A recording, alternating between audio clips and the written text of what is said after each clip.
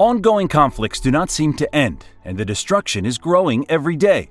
Today, we'll talk about a critical aspect of this situation, which involves how the government changes its policies during wartime. Wars bring significant economic challenges, and governments must implement fiscal and monetary policies to stabilize and protect their financial systems. Let's explore the strategies government use to mitigate economic instability during international conflict.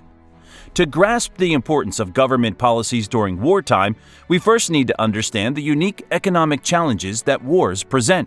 Wartime economies face increased government spending on defense, which can strain resources, create inflationary pressures, and drive up interest rates.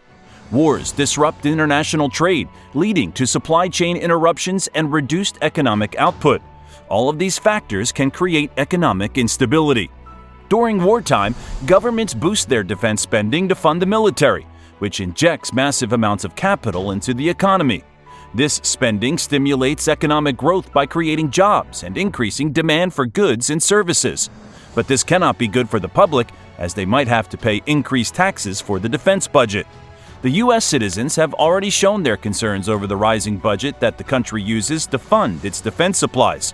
But we need to understand why governments take such measures in these hard times. Governments might also adjust taxation policies during wartime. While income tax rates can rise to cover the increased spending, governments often implement a variety of taxes and levies to generate additional revenue. To finance these expenditures, governments issue bonds, essentially borrowing money from investors. This strategy can help control inflation and prevent an overuse of the printing press, which might otherwise devalue the currency.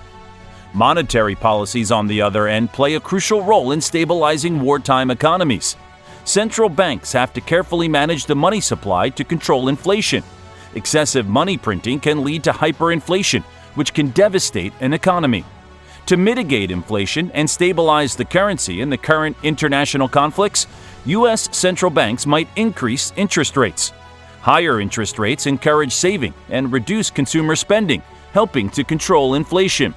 One of the significant challenges during wartime is controlling inflation, which can quickly spiral out of control due to excessive government spending.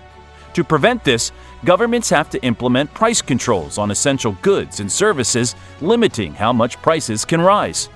Rationing is another wartime strategy used to ensure the equitable distribution of essential resources. By controlling the allocation of goods like food, fuel, and other necessities, governments aim to avoid hoarding and reduce price pressures. Exchange rates can be highly volatile during wartime due to increased uncertainty and reduced international trade. Governments may implement exchange rate policies to stabilize their currency and promote economic stability.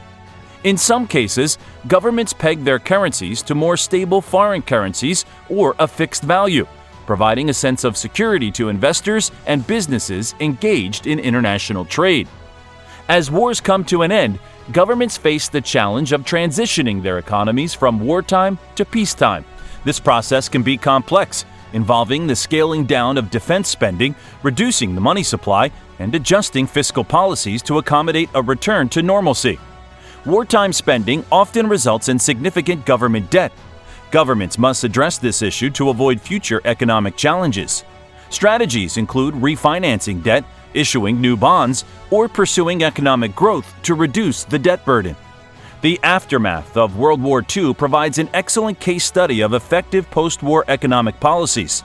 The Marshall Plan, aimed at rebuilding Europe, and the Bretton Woods system, which established a new international monetary order, were instrumental in stabilizing the global economy. We can also analyze recent conflicts, like the wars in Afghanistan and Iraq, to understand how governments manage their economies during and after wartime. With the recent events in Afghanistan, the U.S. realized that they can no longer keep their military hold in that territory, as it was very expensive, and they had to shift their focus elsewhere. These cases illustrate the complexities of implementing effective fiscal and monetary policies. Same goes for proxy wars. Wartime policies are often criticized for bringing significant economic costs. Critics argue that excessive government spending can lead to budget deficits and long-term economic challenges that will earn a lot of negative sentiment from the public. Some argue that the burden of wartime policies falls disproportionately on lower-income citizens. As we know, taxation and inflation can erode the purchasing power of the vulnerable, increasing income inequality. Increased defense budget demands, increased taxation, and the middle-class segment of any country is hardly affected by that. What we can hope is that the current situation in Palestine and Ukraine ends in peace. The policies that the government will implement now will involve careful management of government spending, taxation, money supply, and interest rates. Price controls, exchange rate policies, and debt management are important components of wartime economic strategies. Understanding the complexities of these policies helps us appreciate the delicate balance governments must strike to protect their economies during times of conflict. We hope this video gave you some insights around what part government policies play in maintaining economic stability during wartime.